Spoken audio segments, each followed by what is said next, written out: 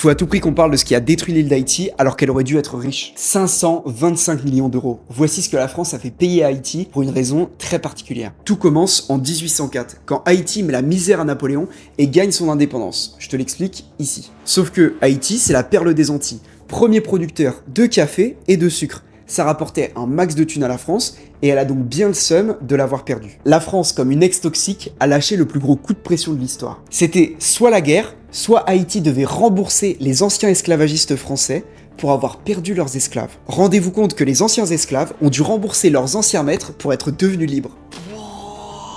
Il faut que tu comprennes que tout cet argent qui a servi à rembourser la France, il n'a pas pu être investi dans l'économie. Je t'explique, quand tu mets de l'argent dans l'industrie ou dans l'école, ça t'en fait gagner. Par exemple, tu crées une université. Ça va te coûter beaucoup d'argent, mais tu vas pouvoir former tes politiques et tes scientifiques. Comme par exemple ton futur Emmanuel Macron. Et ça te rapporte beaucoup d'argent.